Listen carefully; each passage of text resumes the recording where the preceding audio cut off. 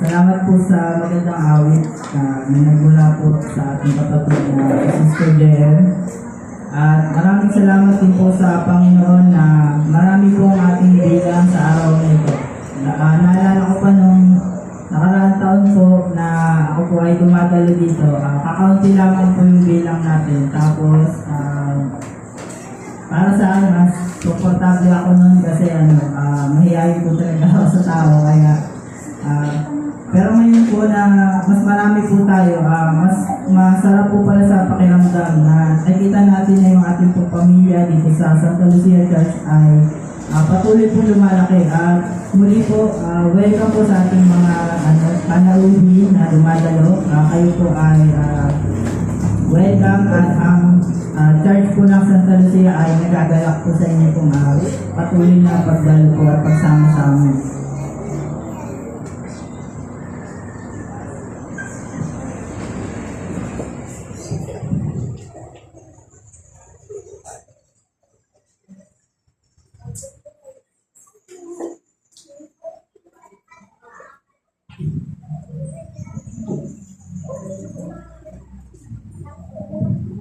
At bago po tayo magsimula mga kapatid, tayo po ay muli po ay manalangin po sa ating po Panginoon. Minamahal po namin Ama sa mga oras na ito na kami po ay mag-aaral ng mga salita.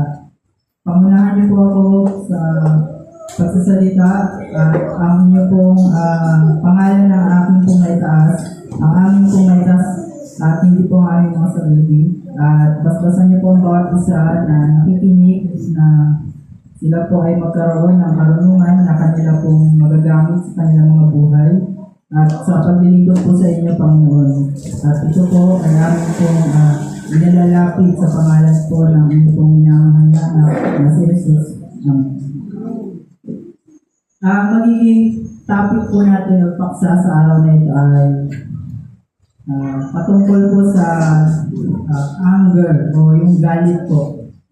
Ano po ba yung ibig sabihin po ng anger or galit? Sabi po dito, kanya pong definition, anger is a strong emotional response to perceived wrong. So ito po yung response po ng tao kapag nararamdaman natin na yung ating kapwa ay may ginagawa pong mali sa atin. Ito din po ay resulta ng mga injustices o yung kawalan ng katwiran. Mga frustration, yung mga maliliit na bagay na nakakainis po ay nagdudulot po sa atin ng emosyon na galit. At ganoon din po yung mga banta sa ating buhay. Ito po ay nagdudulot muna ng takot. At yung takot po na yan ay nagiging galit po konti.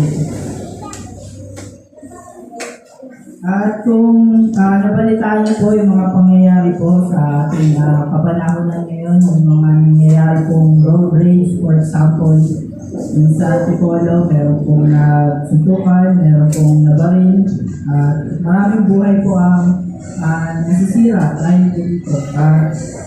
Kung titignan po natin ang banal na kasulatan,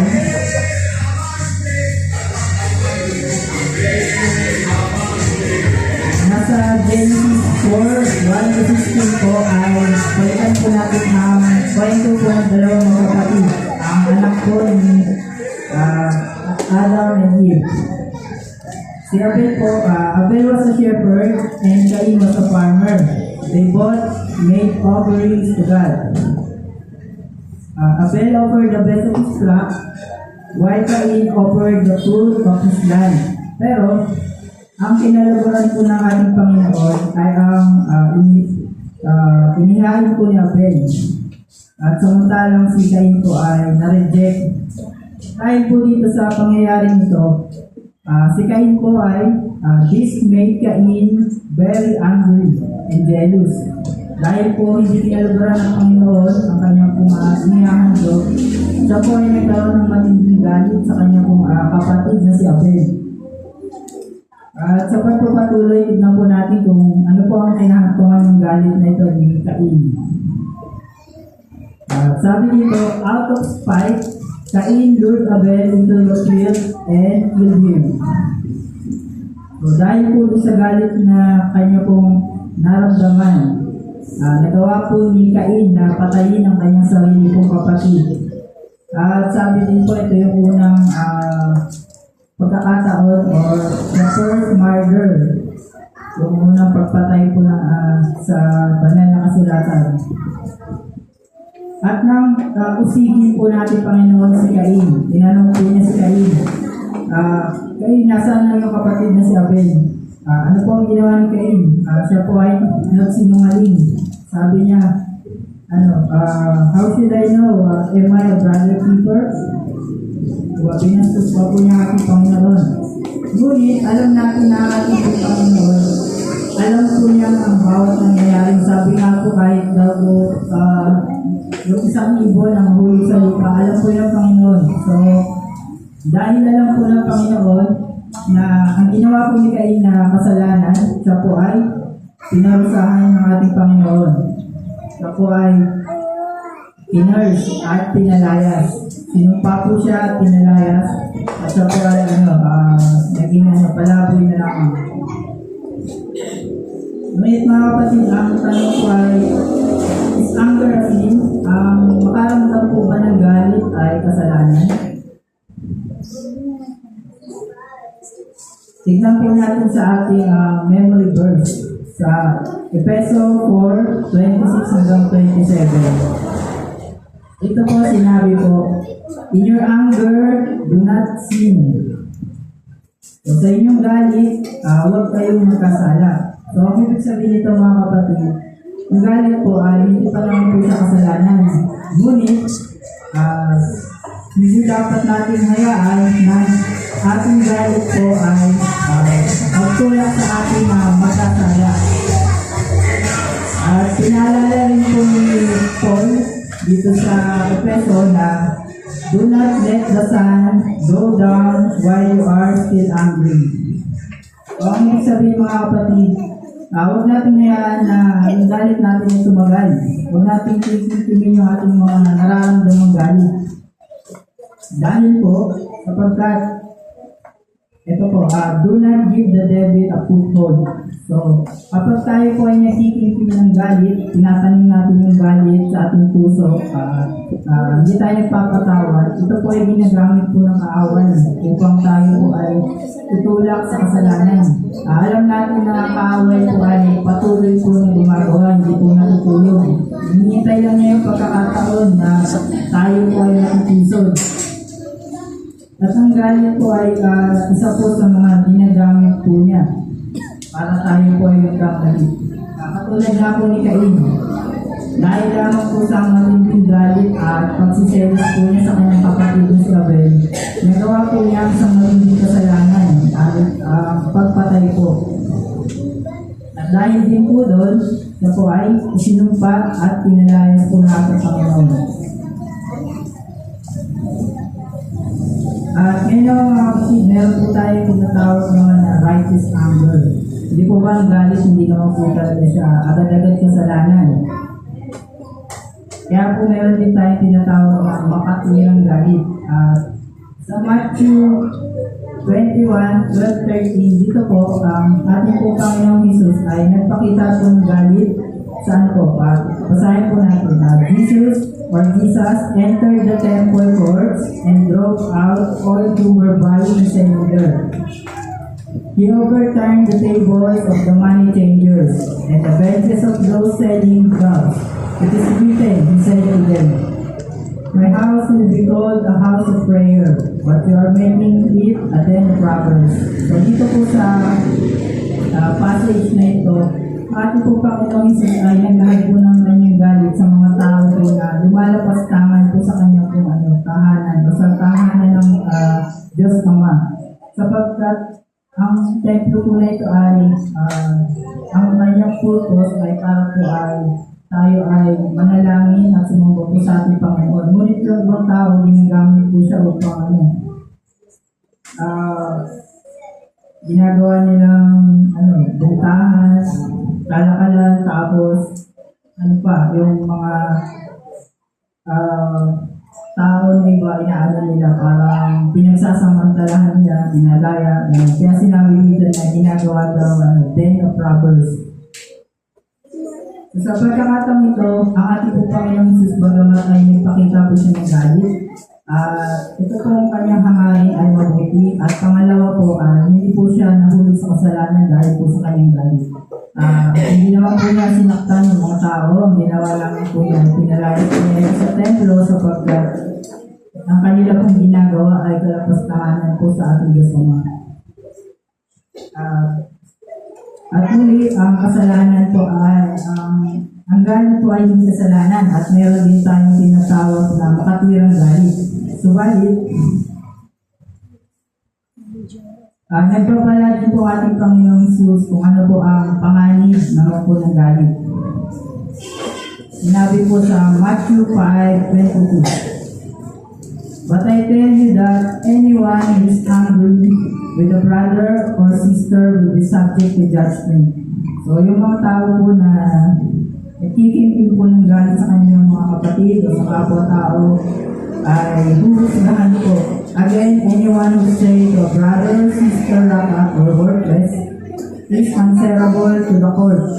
And anyone who say you fool will be in danger of the fire of hell. So kapag hinayaan natin yung galit po sa ating puso, maaari po ito ang magpahamak po sa atin. So ito po yung babala natin, Panginoong Jesus. Ngayon naman po, paano po natin mapapagtagumpayan ng galit? Kasi normal naman siya ng emosyon na nararanasan talaga natin sa araw-araw. So ano po yung mga kailangan natin alalahanin upang tayo ay manulumpay at hindi po tayo madaya ng away? Sinabi po sa James 1:19-20, my dear brothers and sisters, take note of this. So ito po, alalahanin po natin ito mga kapatid. Everyone should be quick to listen.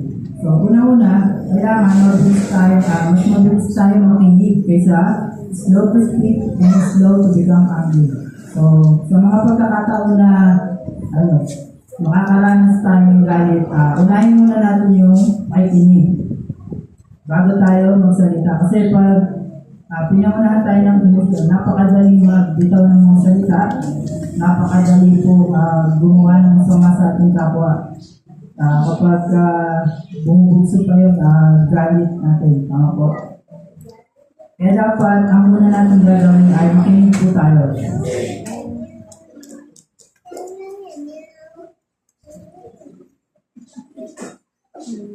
At sumunod naman po, galing po sa Proverbs chapter 15 verse 1. A gentle answer turns away wrath, but a harsh word stirs up anger. Pag tayo ay may nakaaway, nakasagutan, kapag ang ating pong pakikipag-usap ay malumanay at makatuwiran, na po niya yung argumento na papahupa po niya. Samantalang kapag tayo po ay nakasigaw, tayo ay tinutuligsan natin ang ating kaaway, mas lalo pa tayo nagagalit.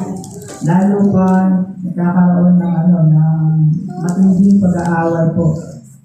Kaya dito po, ipinaalala po sa atin na tayo po ay magsalita ng malimanay na magpakumbaba. Alam naman po natin na ay meron pong humility na po. Siya po ay nanatiling mapagkumbaba sa pagdala ng kanyang pagkalos po. Kaya tayo po mga tao ay mga Kristiyano, inaasahan po na tayo rin po ay magpapakita ng mga karakter ng ating Panginoong Jesus.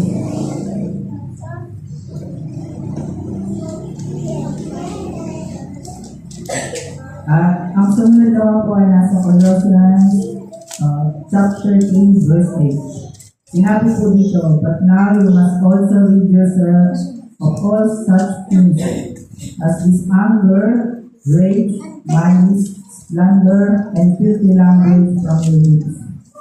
So dito, pinalahanan po tayo ng Paul na isang tabi po natin ang ating likas. Bagamat yung galit ay likas po sa atin, normal po yun na response ng tao. Dapat po ay sikapin natin na isang tabi po yung mga ganyang likas. Yung pagiging malisyoso, magagalitin, yung pagsasalita ng masama sa ating kapwa, yung paninira, yun po ay dapat sikapin natin na huwag natin gawin. Sapagkat tayo nga po ay mga nananampalataya kay Kristo. Kaya naman po, nararapat lamang na tayo po ay namumuhay sa kanyang pong wangis. Kung paano po natin nakikilala ang ating Panginoong Jesus, yun po dapat yung ating din ipapakita sa iba pong mga tao.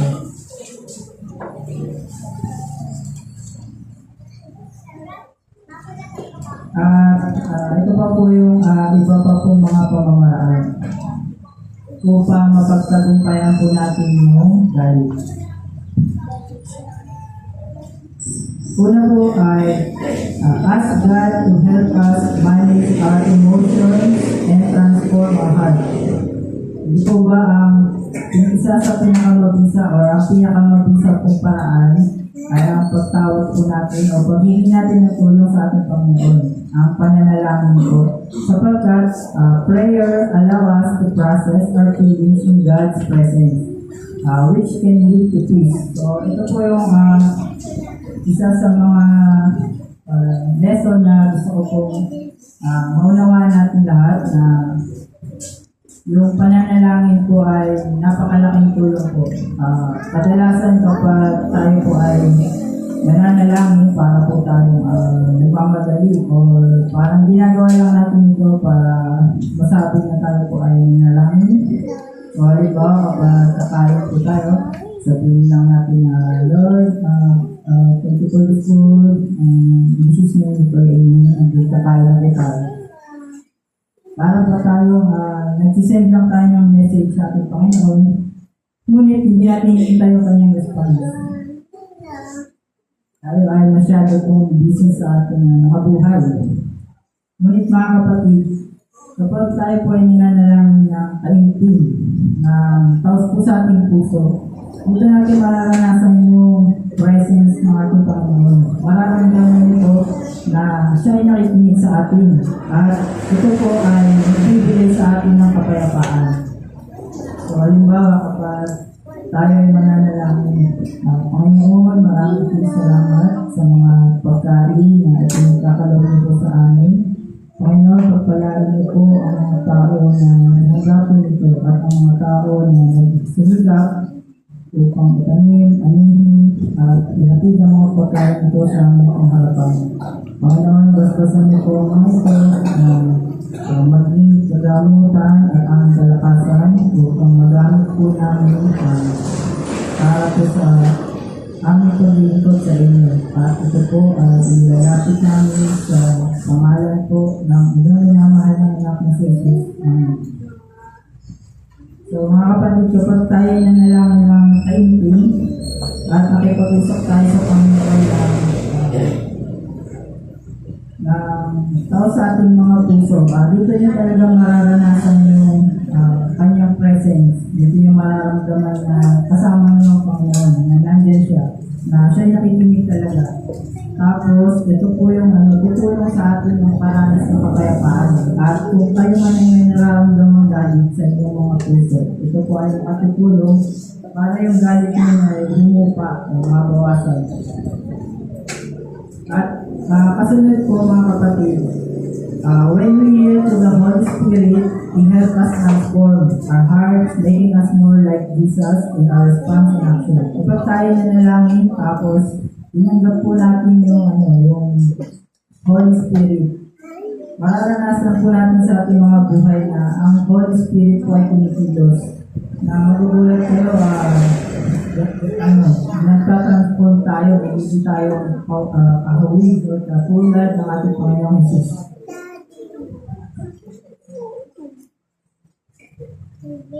Ang sumunod ang mga kapatid, ikatlo, holding onto anger often means holding unforgiveness.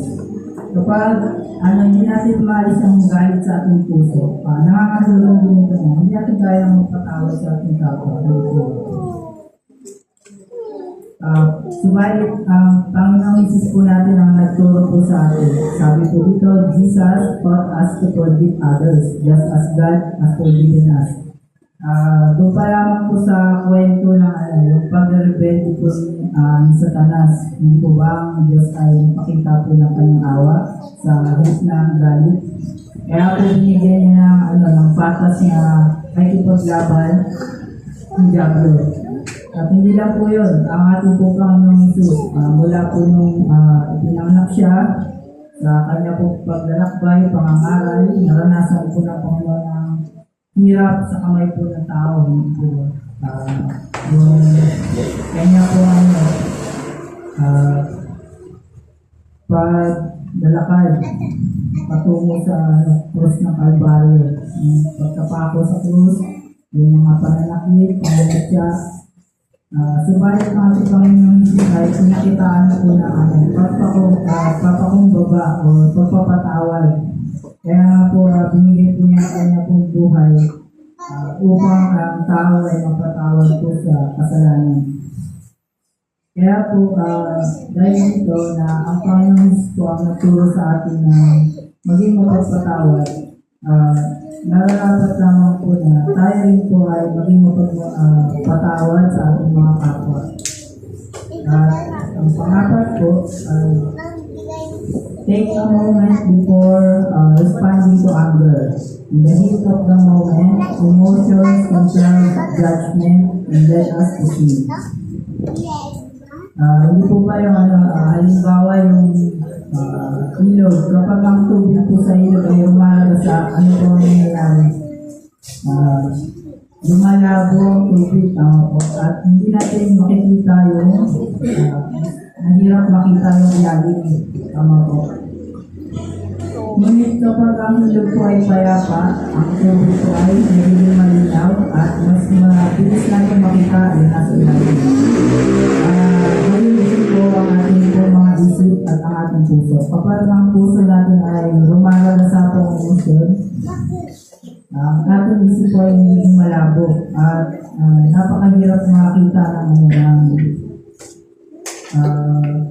yung makatwiran, yung katwiran ng tao, nawawala, hindi po ba? Kaya po dito pinaalalahanan tayo na kapag bumubuso na yung damdamin nyo, kayo nakakaramdam ng matinding galit, ang una natin gagawin ay huminto o mag-pause.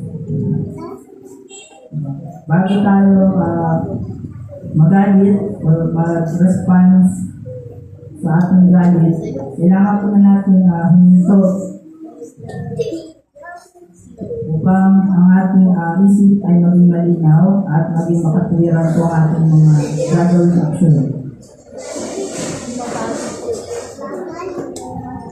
Ang panglima naman po mga kapatid, when we overcome anger and practice forgiveness, we experience peace.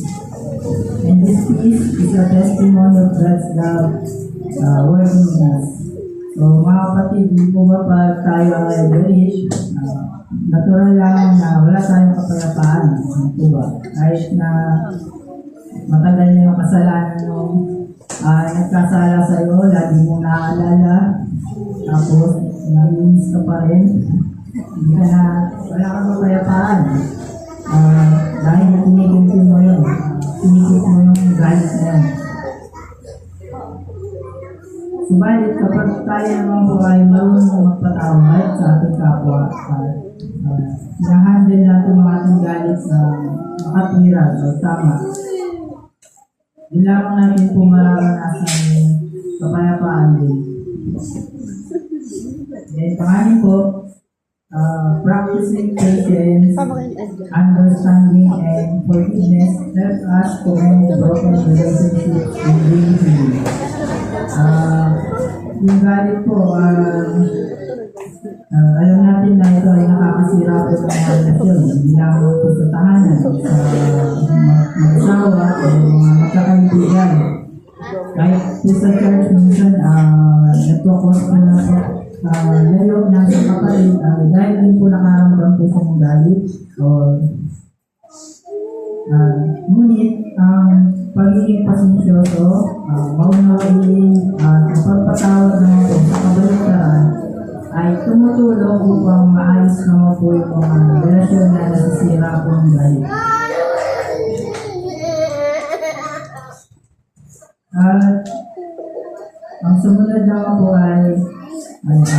this is ito po yung dapat na magiging topic sa ano. Kaya lang nakita ko na mas napapanahon ko na maging topic yung about sa galit po. Kaya nga po nasa balita na marami pong buhay nasira dahil lamang sa road rage. At alam din natin na maraming mga krimen, mga tikmaan ang nangyayari sa ating paligid. Bagamat ito ay nakasulat sa propesya na sa huling araw, ang mga tao daw po ay magiging mabangis.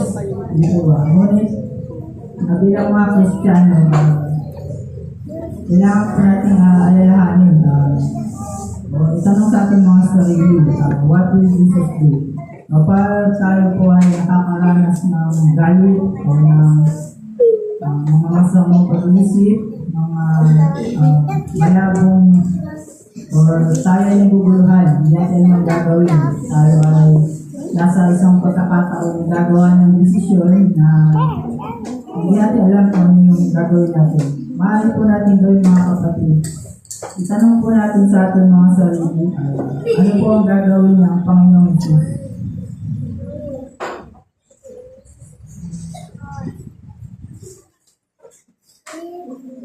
Halimbawa, merong nangaaway sa iyo, o ako na lang pala, minsan pag nag-drive po ako, nagiging aggressive na driver kapag may nagagawa po ng ibang driver na nakakainis para sa akin. Sabi nga nila, nakaka-stress talaga yung pag-drive, kaya magpilis yung tao na makaramdam po ng galit. Sa kasalanan, kapag kumuha po kayo ng lisensya, merong seminar yung IPO at i-discuss po yung kasama yung stress management. Kasi napaka-normal po nung or napakadalas yung mga road rage na nangyayari. Kasi pag nag-drive, mas mabilis daw yung stress ng tao. Kaya po, alalahanin natin mga kapatid. Ano yung gagawin ng Panginoong Jesus? Halimbawa, may nang-cut sa iyo ng alanganin. So ba yung malinis? Nagagalit ka ba?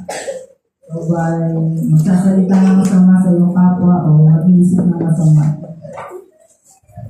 Kung itatanong natin sa ating mga sarili kung ano ang gagawin ng Panginoong Jesus, kilala po natin ang karakter ng ating Panginoong Jesus.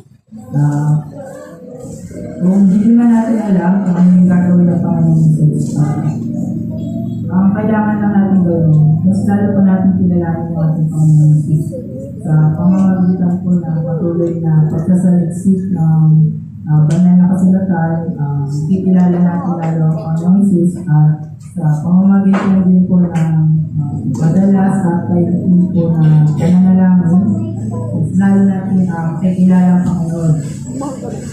At sa pamamagitan nito, kapag alam natin kung ano nga ba yung gagawin ng Panginoon, magkakabay lang po tayo na ang magiging response po natin sa mga bagay na hindi ka nais-nais, mga tukso ng kaaway, hindi tayo bibigay, hindi tayo basta na lang magagalit, hindi tayo gagawa ng kasalanan dahil naman yung mga nasa paligid natin ay gumagawa ng masama sa atin. Din na po magtatapos yung ating lessons para sa araw na ito.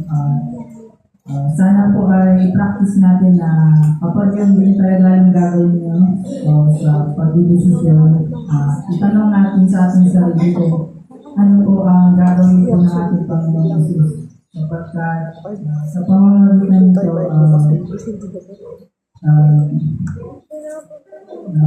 makakapag-desisyon tayo na nakaayon po sa character ng ating Panginoon.